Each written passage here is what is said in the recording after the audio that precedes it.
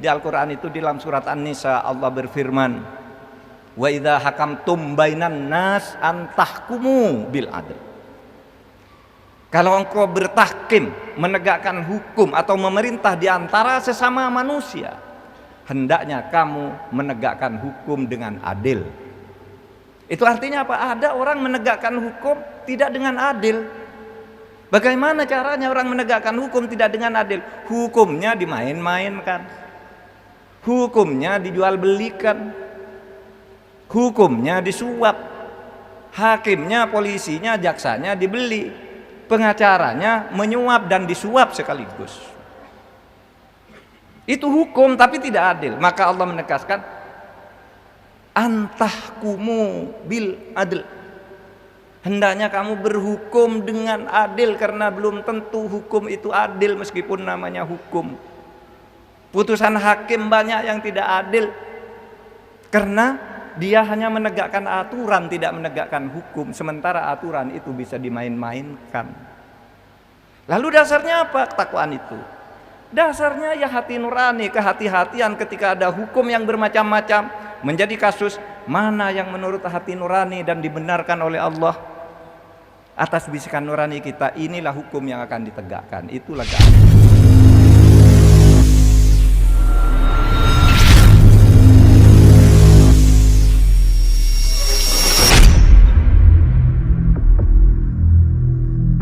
Yaitu bertakwa itu antara lain adalah menegakkan keadilan di dalam hidup ini, di antara kita sesama manusia, bahkan keadilan juga terhadap alam. Jadi bagi siapa yang mau bertakwa, antara lain adalah tegakkan keadilan. Apa itu keadilan? Keadilan itu kalau di dalam bahasa Arabnya ya mahallu syai'ala qat'u syai'ala mahallihi. Meletakkan sesuatu atau wad'u syai'in ala mahallihi. Meletakkan sesuatu pada tempatnya secara proporsional. Oleh sebab itu Allah mengatakan kalau Anda mau bertakwa, firman Allah itu menyebutkan begini, i'dilu huwa aqrabul taqwa. Berbuat adillah kamu, karena berbuat adil itu lebih dekat kepada ketakwaan. Lalu ketakwaan itu apa? Ketakwaan itu meletakkan sesuatu pada tempatnya, memberi seseorang sesuai dengan haknya, melakukan sesuatu sesuai dengan aturan-aturan hukum yang menentukannya. Itulah namanya adil. Oleh sebab itu di dalam Al-Quran itu disebut orang yang tidak berlaku adil itu termasuk orang jahiliyah. Oleh sebab itu orang yang menegakkan aturan-aturan itu, kalau dalam arti hukum yang berpedoman pada aturan-aturan tertulis hukum misalnya, itu belum tentu adil juga. Karena keadilan itu ada di rasa juga. Misalnya begini, di Al-Quran itu di dalam surat An-Nisa Allah berfirman, wa idza hakamtum bainan nas antahkumu bil adl. Kalau engkau bertahkim, menegakkan hukum atau memerintah di antara sesama manusia, hendaknya kamu menegakkan hukum dengan adil. Itu artinya apa? Ada orang menegakkan hukum tidak dengan adil. Bagaimana caranya orang menegakkan hukum tidak dengan adil? Hukumnya dimain-mainkan, hukumnya dijual belikan, hukumnya disuap, hakimnya, polisinya, jaksanya dibeli, pengacaranya menyuap dan disuap sekaligus. Itu hukum tapi tidak adil. Maka Allah menegaskan antahkumu bil adl. Hendaknya kamu berhukum dengan adil, karena belum tentu hukum itu adil meskipun namanya hukum. Putusan hakim banyak yang tidak adil karena dia hanya menegakkan aturan, tidak menegakkan hukum, sementara aturan itu bisa dimain-mainkan. Lalu dasarnya apa ketakwaan itu? Dasarnya ya hati nurani, kehati-hatian ketika ada hukum yang bermacam-macam, menjadi kasus mana yang menurut hati nurani dan dibenarkan oleh Allah. Atas bisikan nurani kita, inilah hukum yang akan ditegakkan. Itulah keadilan. Hadirin sekalian, oleh sebab itu Di dalam Al-Quran itu disebutkan juga, wala yajrimannakum syana'anu qaumin alla ta'dilu. Jangan sampai kebencianmu kepada satu kaum, kepada satu kelompok menyebabkan kamu tidak adil. Ada cerita, suatu hari Rasulullah didatangi oleh dua orang Yahudi yang punya perkara dengan kaumnya. Berperkara. Orang Yahudi ini datang ke Nabi, Muhammad, engkau sekarang giat berdakwah mencari pengikut. Saya bisa mendatangkan pengikut kepadamu, beribu-ribu orang Yahudi bisa saya ajak masuk Islam, asal engkau memenuhi permintaan kami. Apa itu? Kata Nabi, gini, saya ini sedang punya perkara dengan kaum saya. Kami sedang menjadi hakim. Kaum kami orang-orang Yahudi tahu bahwa orang yang bisa menegakkan hakim, menjadi hakim dan menegakkan keadilan itu di kota Madinah ini adalah engkau. Maukah engkau menjadi hakim, menghakimi kami perselisihan kami dengan kaum kami, tetapi tolong dimenangkan kami. Kalau kami sudah menang, nanti seluruh pengikut saya ajak masuk Islam. Kau tidak usah jalan kemana-mana mencari pengikut. Ribuan orang siap masuk Islam mendukungmu asal kamu menangkan kami di dalam perkara ini. Ketika Nabi Muhammad mendapat permintaan seperti itu, turunlah ayat Al-Quran yang menyatakan begini, afahukmal jahiliyah yabghun wa man ahsana minallahi hukman liqaumi yuqinun. Muhammad, apakah hukumnya orang jahiliyah yang mau mereka minta tegakkan kepadamu? Apakah ada atau siapa hakim yang lebih baik, hukum yang lebih bagus dari Allah, dari hukumnya Allah? Tidak ada bagi orang-orang yang beriman, bagi orang-orang yang yakin akan kebenaran Allah itu. Hukum itu harus adil. Tidak boleh menghukumi karena kamu mendapat pengikut lalu berlaku tidak adil. Karena berlaku tidak adil, karena disuap dengan uang, disuap dengan pengikut, itu artinya kamu sedang melaksanakan hukumnya orang jahiliyah. Jadi saudara, jahiliyah itu bukan bodoh. Jahiliyah itu dulu orang-orang Quraisy itu pintar-pintar, tetapi suka mempermainkan hukum sehingga oleh Allah disebut kaum jahiliyah. Sekarang di negara kita ini banyak orang pintar, tapi mempermainkan hukum, menjual belikan hukum, meskipun dia pintar dalam bahasa agamanya, dia adalah orang jahiliyah. Karena apa? Karena tidak berlaku adil. Hadirin sekalian, keadilan adalah fondasi tegaknya negara. Keadilan adalah fondasi tegaknya negara. Maka kalau Anda, pemerintah, pejabat, rakyat berlaku tidak adil di dalam kehidupan ini, maka sebenarnya Anda sedang menghancurkan fondasi kehidupan bernegara.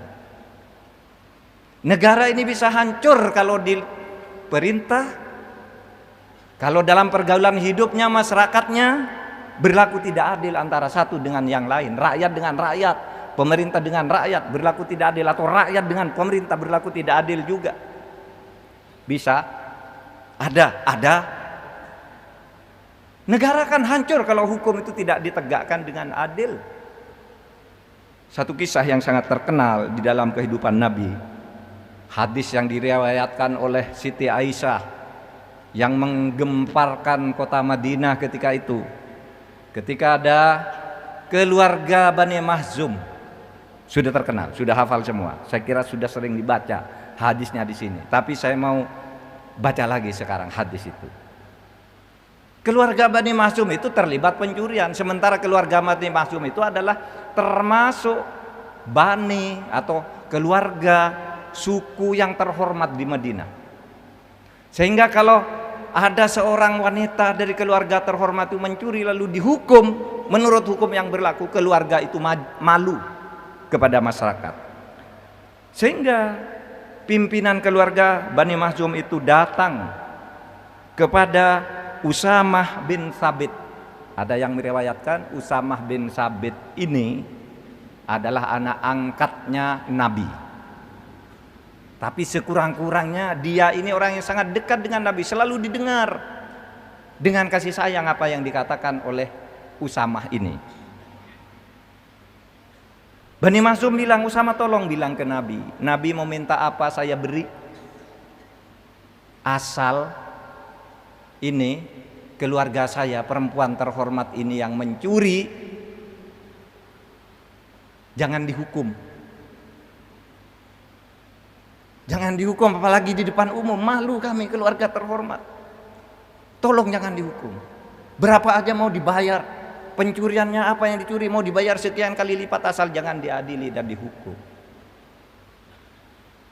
Disampaikan oleh Usamah bin Sabit kepada Nabi. Maka Nabi mengatakan hadisnya yang sangat terkenal begini, fa innama ahlakal ladzina min qablikum innahum kanu idza saraqat fihimus syarif tarukuhu.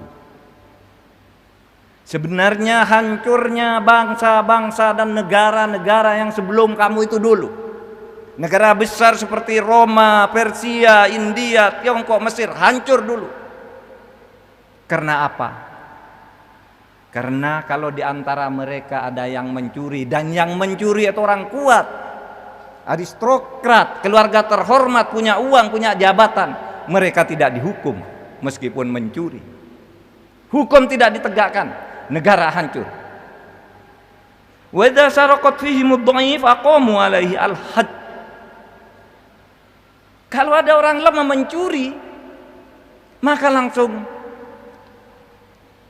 dihukum dia, ditetapkan padanya, diberlakukan padanya had, ketentuan hukum yang berlaku. Mencuri potong tangan, sama kan? As-sariqu was-sariqatu faqta'u adiyahuma jazaa'an bima, tangan mencuri. Tapi kalau ada orang kuat seperti keluarga Bani Makhzum mencuri minta tidak dihukum, jangan, kata Nabi. Karena kalau hukum diperlakukan begitu, orang kuat melakukan kejahatan tidak dihukum, orang lemah berbuat salah langsung dihukum, negara akan hancur pada saatnya. Sehingga Nabi mengatakan begini, fa ayyamallah walladzi nafsi biyadihi law anna Fatimah binta Muhammad saraqat laqata'tu yadaha. Demi Allah, demi tegaknya negara, demi selamatnya bangsa, seumpama anakku sendiri Fatimah binti Muhammad mencuri, saya potong kok tangannya. Kenapa mau dipotong Nabi? Karena kalau orang salah tidak dihukum, orang tidak salah dihukum, orang salah sedikit dihukum, yang salah banyak tidak dihukum karena kaya, maka negara akan hancur. Contohnya mana? Contohnya itu, kata Nabi disebut pada waktu itu ada Parsi, Tiongkok, Mesir, apa dulu sudah ada negara-negara besar. Hancur semuanya karena hukum tidak ditegakkan, pertikaian di antara pangeran, lalu saling curang di dalam persaingan, hancur negara itu. Oleh sebab itu hadirin sekalian, mari kita tegakkan keadilan di mana saja posisi kita. Yang jadi pejabat, ayo tegakkan keadilan. Yang jadi rakyat, berlaku adil terhadap sesama, berlaku adil juga menilai pejabatnya. Jangan korupsi. Korupsi itu menghancurkan. Kenapa? Karena gampang tuh. Rumusnya dari hadis Nabi itu kalau dirumuskan di dalam ilmu pengetahuan modern, itu dikatakan hancurnya sebuah negara itu melalui 4 dis. Kalau negara pemimpinnya sudah suka melanggar hukum, maka akan terjadi apa yang disebut disorientasi. Disorientasi itu artinya nyeleweng. Kalau disorientasi dibiarkan, akan terjadi distrust, ketidakpercayaan masyarakat. Kalau distrust, ketidakpercayaan dibiarkan, akan terjadi disobedience, pembangkangan. Itu urut-urutan jatuhnya negara itu begitu. Kalau penggangkangan sudah meluas, akan terjadi disintegrasi. Disintegrasi itu artinya hancur. Jadi disorientasi, distrust, disobedience, dan disintegrasi. Itulah urut-urutan hancurnya negara yang dimulai dari nyelewengnya para pejabat dan rakyatnya terhadap aturan-aturan hukum itu. Oleh sebab itu, hadirin sekalian, marilah ikuti dalil ini. Al-adlu wajibun fi kulli syai'in wal fadlu masnunun.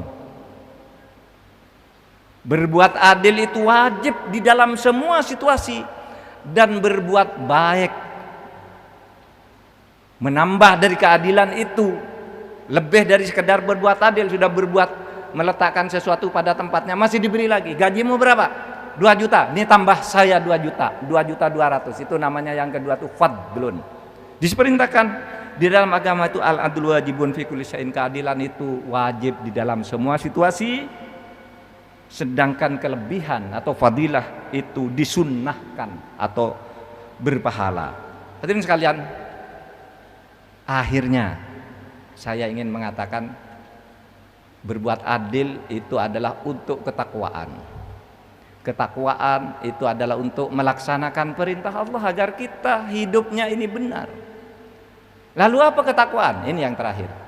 Suatu hari Umar bin Khattab bertanya kepada Ubay bin Ka'ab, sama-sama sahabat Nabi.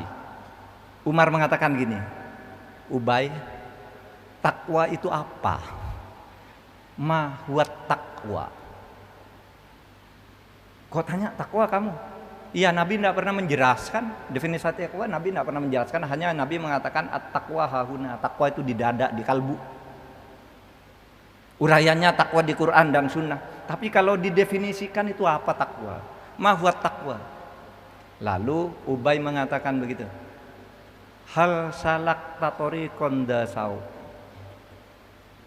Apakah engkau pernah berjalan di jalan di tepi jurang yang banyak durinya, banyak kerikilnya, pokoknya di jalan yang terjal yang berbahaya itu? Apa kamu pernah jalan situ? Kola, bala, kata Umar. Ya, saya sering berjalan gitu. Terus kata Umar, wa ma sonata, kamu gimana kalau berjalan di situ? Lalu Umar mengatakan, syamirtu wajatahattu. Saya terus berjalan untuk mencapai tujuan, tapi saya sungguh-sungguh berhati-hati. Lalu kata Ubay, wadalikat takwa, itulah takwa. Artinya takwa itu berlaku hati-hati di dalam hidup itu, jangan sampai merampas hak orang lain, baik hartanya maupun perasaannya. Itu berhati-hati, jangan sampai makan yang haram, jangan sampai menandatangani sesuatu yang berakibat korupsi. Hati-hati.